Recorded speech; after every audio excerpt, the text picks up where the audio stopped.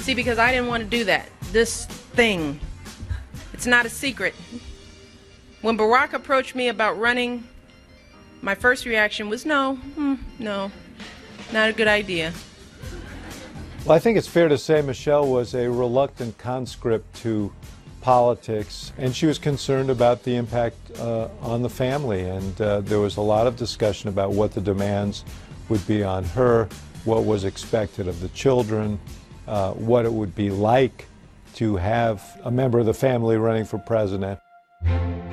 Despite her disinclination, Michelle Obama would turn out to be the rock behind the man many called a rock star candidate. And I would not be standing here tonight without the unyielding support of my best friend for the last 16 years, the rock of our family, the love of my life, the nation's next First Lady, Michelle Obama.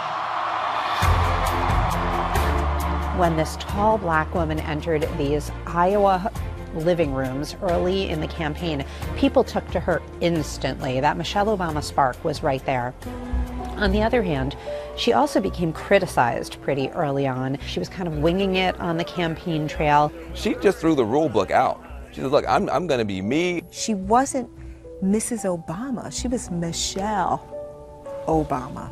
In 2007, Michelle Obama didn't mince words on the trail, saying this about her husband.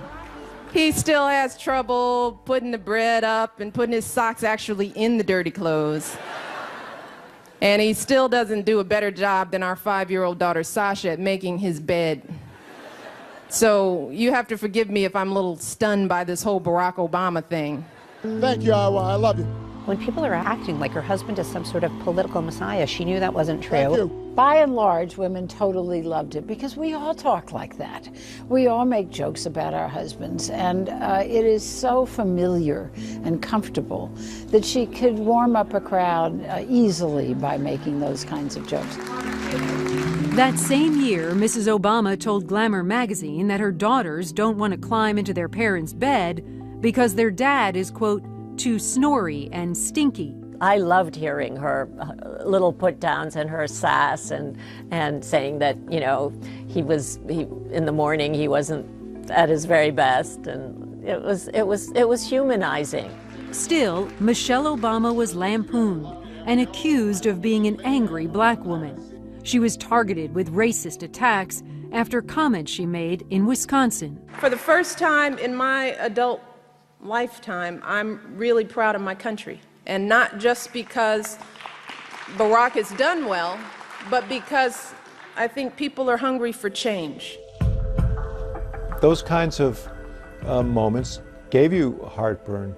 By the same token, it became clear to me very quickly that we had failed her because we threw her out there without adequate staffing, without adequate preparation.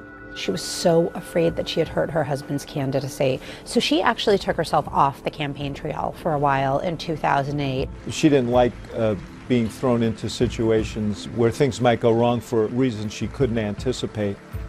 Critics questioned her patriotism, called her uppity, and there were nasty racial slurs. All of it hurt.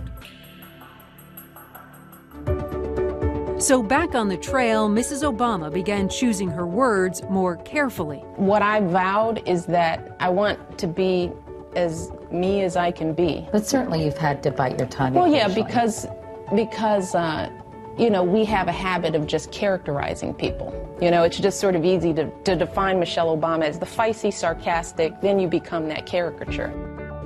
She goes from being this kind of dazzlingly honest, even blunt lawyer making original, interesting arguments. She kind of edits herself back to being, you know, the mom in chief, this tamer, more familiar role. I think Michelle Obama's biggest flaw in the beginning was to be an individual. Feeding off fear some had of the Obamas, The New Yorker magazine published this satirical portrayal of Mrs. Obama as an angry militant, sporting an afro and fatigues and carrying a machine gun. She was fist-bumping Mr. Obama. who was wearing a turban. You might remember the on-stage celebratory fist bump between me and my husband after a primary win that was referred to as a terrorist fist jab. And over the years, folks have used plenty of interesting words to describe me. One said I exhibited a little bit of uppity-ism. Another noted that I was one of my husband's cronies of color. Cable news charmingly referred to me as Obama's baby mama. She was a direct attack on a power structure that everyone's been very comfortable with for a very long time. And so you must be militant if you were an independent black woman. You must be a radical if you went to Princeton. Not one to be easily discouraged, Michelle Obama found a way to rise above it. I realized that if I wanted to keep my sanity and not let others define me, there was only one thing I could do, and that was to have faith in God's plan for me. I had to ignore all of the noise and be true to myself, and the rest would work itself out. I had to answer some basic questions for myself. Who am I? No, really, who am I? What do I care about? And that attitude is what helped guide the First Lady forward. That same strength that kind of shocked people and even scared some people, people became infatuated with, and they became in love with. And they said, you know what? This is cool to have like a homegirl who's like the First Lady. She's like the first homegirl lady. Like, this is awesome.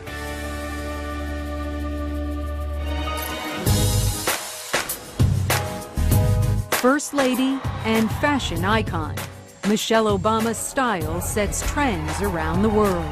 Michelle Obama gave a lot of women permission to be who they say they are. And if today you are a woman